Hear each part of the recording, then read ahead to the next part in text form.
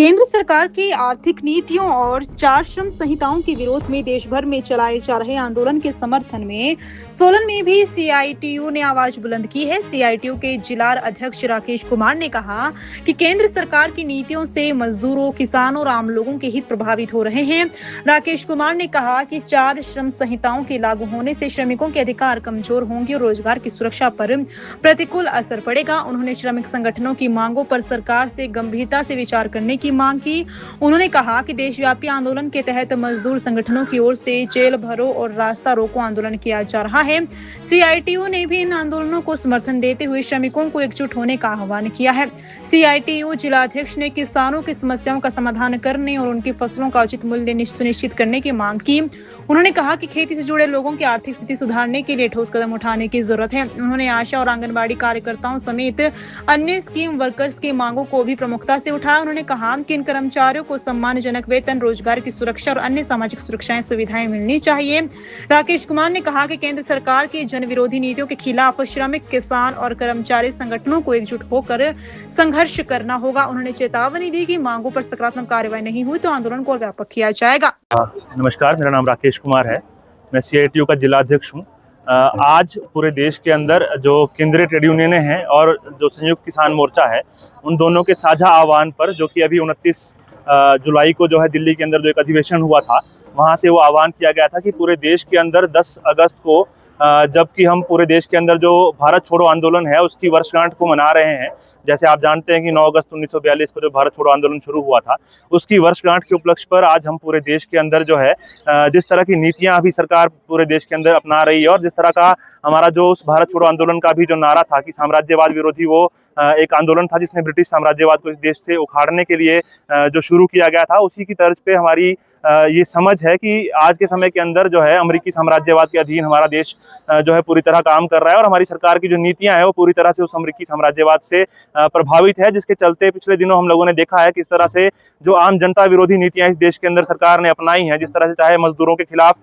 जो 4 श्रम संहिताएं लाना हो, चाहे जो किसानों के खिलाफ जाते हुए जिस तरह से जो फ्री ट्रेड एग्रीमेंट अभी किए गए हैं, हाल ही में यूएस के साथ किया गया है या यूरोपियन यूनियन के जो देश हैं कई, उनके साथ किया गया है, और उसके चलते जिस तरह से जो किसानी की कमर तोड़ने की कोशिश जो है देश के अंदर की गई है, इन तमाम चीजों को देखते हुए और इसके साथ साथ जो पिछले समय में और दूसरी नीतियां देश में सरकार ने अपनाई है, चाहे वो बिजली संशोधन विधेयक हो, चाहे वो राष्ट्रीय जो बीज विधेयक सरकार लेके आई, या इस तरह के अनेक कानून सरकार ने जो इस देश के अंदर लागू किए हैं, मनरेगा को खत्म करके उसकी जगह पे जो है वीबी ग्राम जी देश के अंदर सरकार लाई है। और सीधे तौर पे ये सारे कानून जो है आम जनता को प्रभावित करने वाले कानून है और आम जनता के जो अधिकार जो उन्होंने बरसों बरस की लड़ाई के बाद इस देश के अंदर हासिल किए थे, उन अधिकारों को उनसे छीनने का काम जो है किया जा रहा है। और इस सीधे तौर पे हमारा जो केंद्रीय ट्रेड यूनियन है या जो संयुक्त किसान मोर्चा है, उसका ये मानना है कि ये तमाम कानून जो है सरकार अमेरिकी साम्राज्यवाद के दबाव के अंदर जो इस देश के अंदर लागू कर रही है। उसी दबाव के अंदर सरकार ने पिछले दिनों हम लोगों ने देखा है किस तरह से जो रूस से हम लोग सस्ता तेल खरीदते थे या हम लोग ईरान से जो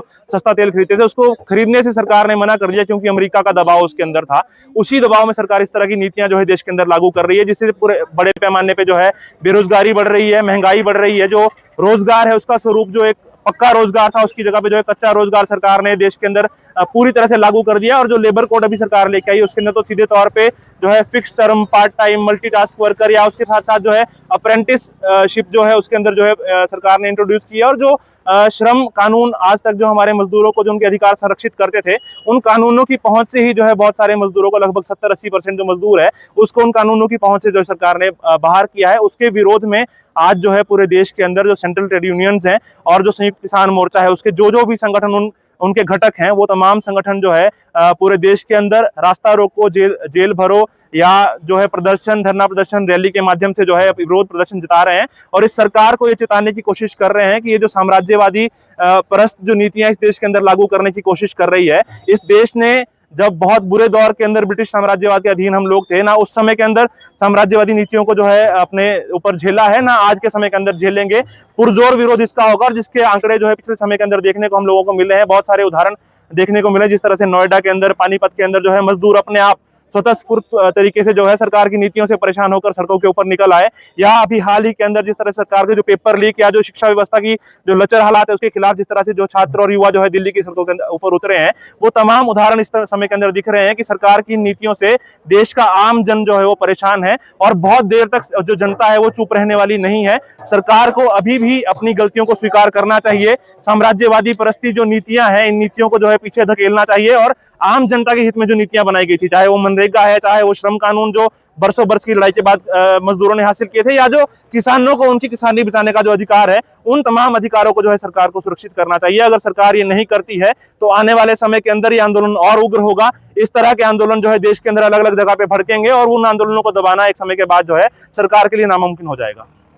आंगनवाड़ी या आशा वर्कर जो है, स्कीम वर्कर्स, ये उसी कड़ी के अंदर आते हैं जो मैंने बात कही कि सरकार ने जो है पक्का रोजगार खत्म करके उसकी जगह पे जो है अस्थाई या कच्चा रोजगार जो है अपने देश के अंदर जो है इंट्रोड्यूस किया है, और ये सीधे तौर पर उन नवउदारवादी नीतियों का नतीजा है जो सरकार ने इस देश के अंदर लागू की, जिसमें सरकारी सेक्टर को खत्म करके प्राइवेट सेक्टर की तरफ धकेलने की कोशिश जो की गई है। उसके अंतर्गत हम लगातार ये मांग कर रहे हैं कि जो स्कीम वर्कर्स है उन लोगों को देश के अंदर जो है एक स्थायी कर्मचारी का दर्जा जो है वो दिया जाए, जो कि सरकार का अपना जो श्रम सम्मेलन 2014 के अंदर हुआ था उसका सिफारिश थी कि स्कीम वर्कर्स को जो है रेगुलर कर्मचारी घोषित किया जाएगा, उन लोगों को मिनिमम वेज दिया जाएगा। लेकिन सरकार अपने ही द्वारा आयोजित किए गए श्रम सम्मेलन की सिफारिशों को भी जो है देश के अंदर लागू करने से कतरा रही है। ये तमाम चीजें हम लोग लगातार सरकार के समक्ष मांग उठाते आए हैं, लेकिन केंद्र सरकार का पूरी तरह से जो है नकारात्मक रवैया इसके अंदर रहा है। और जो स्कीम वर्कर्स को थोड़ा बहुत जो सरकार की तरफ से मिलता है, केंद्र सरकार की तरफ से, उसके अंदर भी जिस तरह से पिछले समय के अंदर हम लोगों ने देखा है लगातार डिले होता है, कई कई महीनों तक जो है केंद्र से जो उसका हिस्सा है सैलरी का वो नहीं आता है।